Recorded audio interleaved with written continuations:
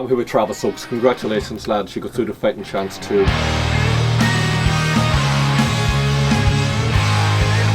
You're from France and Cavan. How did you come together? Myself and Michael were in a band a few years ago, and that really didn't end up going anywhere. He still had a pedal of mine, and I wanted it back. And then he actually I have a few tunes we could jam out while I'm dropping it out, for the crack.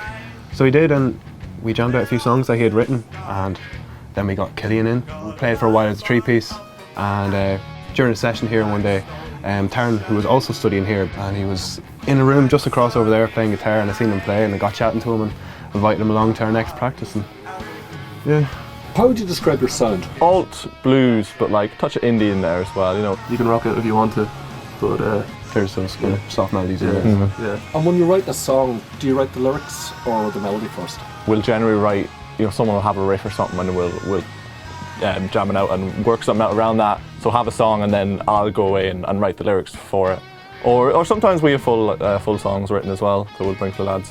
It really depends. How do you know when your song is done? And the best way to figure that out, I think, is to play it live as well and see. Yeah, definitely. You do reach a stage when you feel that the song is really, really good, and when you're playing it, you're just we just look at each other, and you're like, yeah, this is really good. Yeah, there is that pinnacle. You're just like, yeah. And how long, on average, does it take to write a song? It can vary from 2 weeks to 6 months. Yeah, it really can.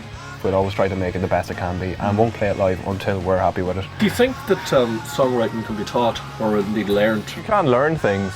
I mean, the type of person that's just going to go and start writing songs, I think they're going to go and start writing songs anyway. I think a lot of it comes from listening to a lot of music as well. Yeah, definitely. Sometimes you listen to so much music and you're I can do that as well, and you just start writing them. You can write a song with 4 chords and sing on it, but for it to be a really good song, you need all the different dynamics and melodic things to come together to make a proper song. I think that's something as well that's come out in our more recent material as well. It's become a lot more dynamic than the material that you'd hear on our EP.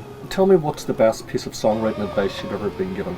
There's a guy called Tony Perry that works here actually. One day he said, whatever song you're writing, even if it's bad, you need to finish it. You just can't leave it there and not finish it. Finish whatever you do, because that will make you get better at it. You can't just leave something and not finish it. Exactly. What do you think is the best song ever written? I don't know if it's cheesy or not. I really feel Bohemian Rhapsody is probably the best song ever written. I mean, it's got everything in it. It's an amazing bit of songwriting, really. When you look at songs these days, and there's 6, 7, 8 collaborators for one chart song. Yeah. I mean, it's led people to think that the art of songwriting itself is dying. I mean, do you think it's alive and well, or?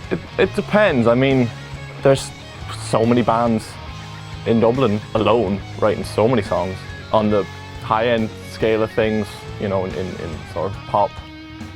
It's hard to say. It has always sort of been that way. There's always been multiple songwriters.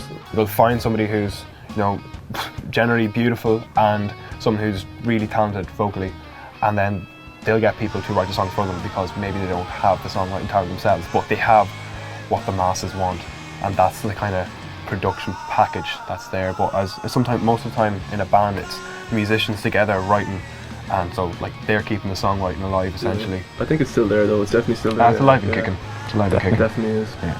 Well, Travis Oakes, thank you so much for talking Cheers, to me. thanks. Congratulations again on winning fighting chance. Thank you. Cheers, man.